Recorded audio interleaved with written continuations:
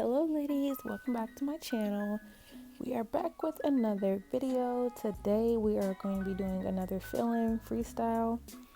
So of course I always start by just simply pushing back the cuticles, and you don't want to do this too hard. You just gently push back the cuticles to expose all of that new growth. And as I mentioned, this is a fill-in, so I'm just going in with my coarse cuticle bit to remove all of that previous product, all the gel polish, and those 3D flowers, which I actually did a video on this set. So if you guys want to see that, go over to my page and check that out. But those flowers are little like 3D charms, and I did try to go in with cuticle nippers to remove those, but I guess because of like the material or the product, whatever you want to call it, the nippers just could not grasp it. So I decided to just try to go in with my drill bit and see if that would take it off, and it took them off just fine, super easily. So you guys know I always tell you when using your e-file to never apply too much pressure and to keep the drill moving constantly. You guys know that helps prevent friction, and believe me, friction is no fun. The burn is literally like so traumatizing. I'm probably being a little dramatic, laughing, but serious, you guys. It's no fun. So just remember to keep that drill bit moving constantly. Never leave it in one spot for too long, and do not apply too much pressure. If you feel like you're having trouble getting that gel off or whatever the case may be, I would either try one of two things. Turn your speed up just a little bit, but still not applying too much pressure, or try like a different drill bit. Like, they have coarse, they have fine, they have medium grit. So I have found that the coarse drill bit is what gets off everything pretty much. So that's what I would recommend. So now we're going in with my cone drill bit. You guys always laugh at me when I call it a cone drill bit, but it literally is shaped like a cone, so And so same concept here. This is more so for the cuticles, you guys. This step is really, really important. I always tell you that it helps with retention. It helps expose that new growth and get any nitty gritty out from under there. Like, believe it or not, I didn't used to do this step when I was a beginner, and I started to do it, and I seen such a big difference in like retention and everything. It literally is so satisfying to watch too, you guys. But just simply pushing up the cuticles and getting all that excess dead skin and anything that needs to come out pretty much. In a nutshell, that's what we're doing. And like I said, this does help with retention greatly. This does help prevent lifting greatly. So you just want to make sure that you're doing everything you can to give your clients a longer lasting set. So here we're just going in with the sanding band, and I am just running over the natural nail, the new growth, to get rid of all the natural shine, natural oils, anything that could potentially cause the nails to lift pretty much. And this step is just as important as the last step, because like I mentioned, if you do not do this on the natural nail or the new growth, you definitely will have lifting, because it doesn't really help the new acrylic to adhere and stay. You have like that barrier. The natural oils just acts as kind of like a barrier between the adhesion of the acrylic and the natural nail. So yeah, you just want to make sure that you're getting rid of that to have a nice, clean, fresh base when going in with that new acrylic. So here we're just moving on to filing. Since this is a fill, I don't have to do too much.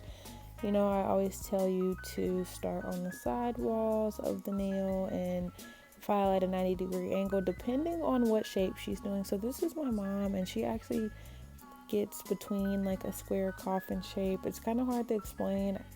Not too coffin, but it's not quite square. So I always just set the tone with her original set, and then go right back over it with each fill.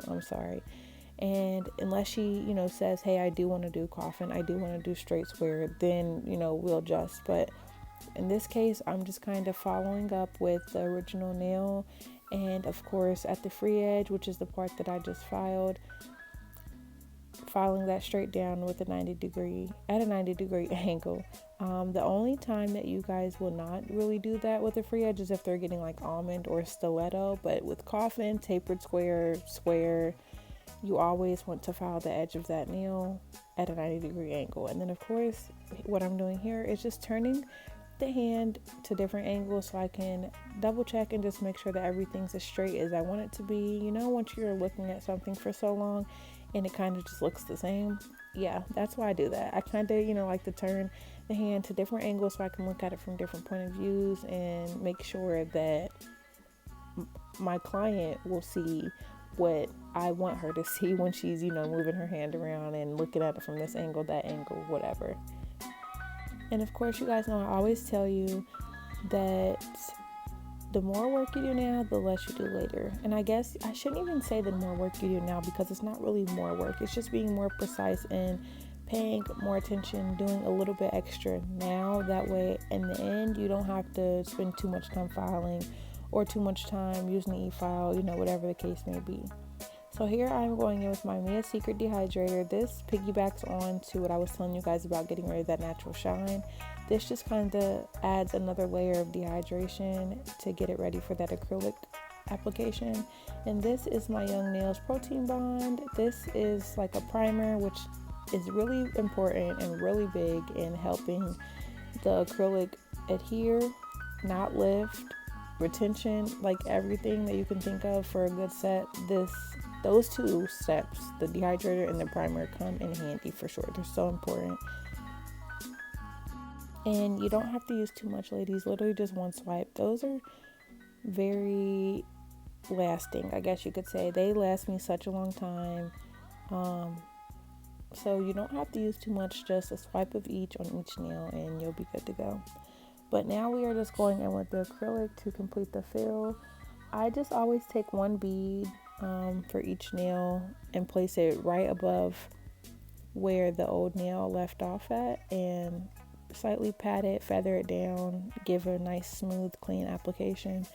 If you feel like you need to go back in with another bead, or another bead in certain spots, then definitely feel free to do that. I think just because of habit, I have gotten so used to just using one nice size bead and it always has done the job. But sometimes I still do have to go in with a little bit here, a little bit there, to give it the nice clean fill in. So feel free to do that. Don't think that you're doing it wrong because you didn't use one bead. That's just how I do it.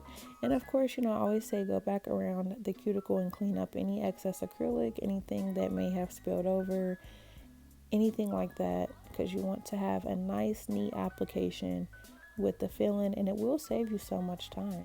And you just want to make sure that you're not putting it too close to the cuticle. I know it might seem hard because you want to cover up all of that new growth, but placing it right above where the old nail left off at, normally, unless your client has extremely quick growing nails, like they have so much new growth, usually placing it there is fine, because you have to think when you are patting it and feathering it down, it does push it up a little bit, and in the long run will go where it needs to go, I guess you should say. Putting it up too close to the cuticle, even if you do clean up the cuticle with your brush, can sometimes still cause lifting, because it's not really, when you go to do your e-file, you're not really going to be able to seal the nail, like seal the acrylic, because it's too far up. And of course you can't file, on the skin or underneath the cuticle. Like, I mean, I guess you could, but that would be like that's just a no.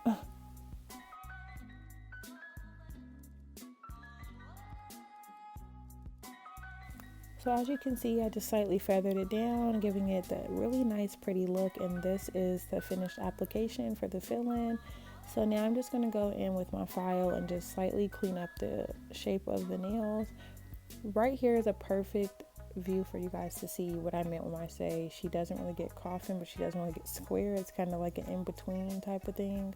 So I actually really like the shape on her. I think that we just went with this one day because she couldn't decide, and we've loved it ever since. So sometimes she does switch it up. Most of the time this is what she gets, and I actually really love it. So when you're doing the filing after the fill-in, considering the fact that you just cleaned up the nail and you really only touched on the near the cuticle as far as acrylic application, you don't really have to go too hard on the filing. You know, I always do the whole nail just because I like to leave off with a nice, clean, even, fresh shape.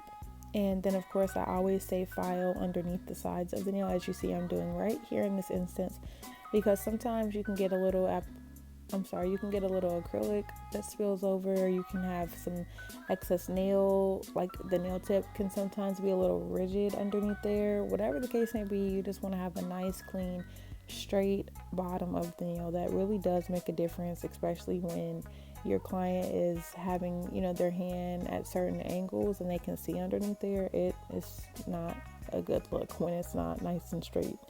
But other than that, it's just the same steps that I always tell you, follow. In this case, it is a little different because I can't really say a 90-degree angle. I am just following her nail in this case, but normally it would be a 90-degree angle if you're doing square. If you're doing carving, that is another case, but we're just going to go off of the video that you guys are seeing right now. So I just followed the nail direction in which she had already got. I know that probably sounds weird. Sometimes my brain just works slower than my mouth, you guys. So sometimes it might sound weird when I say it, but you guys know what I mean. So right here, we're just going back over with that sanding band to seal the cuticle. Oh, I'm sorry, you guys. I am filming this so late. And well, I guess I should say I'm doing my voiceover so late. And your girl is a mom, so sometimes it is hard for me to hang. I'm not gonna lie. So yes, this step is just important because, like I mentioned earlier, this is how you seal the cuticle, which does prevent lifting and really helps retention. Believe it or not, this is actually my mom's third set with these nails, and she still has had not a single break, a single lift, like these nails are still solid, as you would have thought that this was a fresh set. So those little steps that I be telling you guys about, like using the cone drill bit and using, you know, the primer, and like those might seem like little steps, but they really do play a part. This step seems like a little step. It really does play a part. Sealing the cuticle, just going from left to right or right to left, depending on which hand you use dominantly, but that's really important. And then of course I just go back over the whole nail from top to bottom just to smooth it out. Although most of the time, since you're only doing a fill-in, that application is nice and clean, you still just want to be sure, you know, there might be an instance where a little part of the acrylic is a little bit lumpier than the other. You know, maybe this nail just the acrylic dried a little too quick, so you wasn't able to smooth it out as much as you would like, whatever the case may be. So this is what it looks like after doing the e-file. Nice, clean, smooth. And I do like to go back in before I do any design. I always go back in and, as you can see, double check the nails as far as the shape, look at it from different angles, like, because once you start doing that design, it's gonna just be a whole mess to try to go back in and be filing, you know, when you got stones on or polish on, whatever the case may be. So now I'm just going in with my little buffer. Super quick step. This probably takes like 30 seconds for each hand, probably a little bit longer than that, but barely anything. And this just helps smooth out the nail to get it ready for any polish or any design really that we're going to be doing. So that's really important. So here on this finger, I'm going to be doing some 3D flowers, but before I do that, I am adding little gems, which I do this one because the look is so beautiful. You know, like you can't just have a flower without the center of the flower. So we just use gems. I use gems 9 times out of 10 for the middle of the flower. And another reason I do this, another reason why I place these first is because when I first started to do the 3D flowers, you guys, I would try to do the leaves first, the flower petals first, and then do the gem. And it wouldn't always, like the direction of it wouldn't always flow. So I just started to apply the gems first, and then I did, you know, of course you cure it, and then I would go back in and apply the flower petals accordingly, because it just helped the direction of the petals so much, like it just flowed better. It looked so much better rather than try to do the petals and then create the center of the flower. I mean, it literally is the base of the flower when you think about it, so that should come first, but you know, you live and you learn.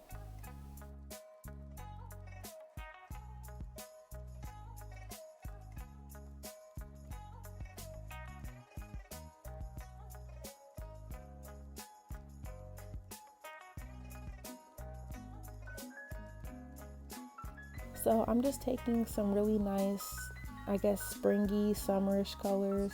We just wanted to do something a little bit different for this set. And I'm just doing like some free-handed nail lines, nail art, whatever you want to call it. And I don't have any method to this, like no tricks or tips. At least for this set anyways, I'm just doing random lines.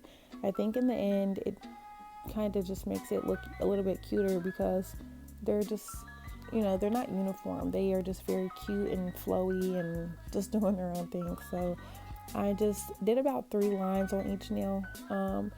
That's the only thing I guess I can say is try to make them at least have the same idea. I'm not going to put 1 line on one nail and then 5 lines on another nail, which if you do, if you make it cute, then that'll work. But in this instance, I just wanted to make them the same, at least in that aspect of having 3 lines on each nail. So as far as the direction of the nail, I know it's kind of hard to see because of the way my camera is placed, but I literally just dipped my little thin nail art brush that you guys always see me use in some polish and just went wherever my hand told me to go, pretty much.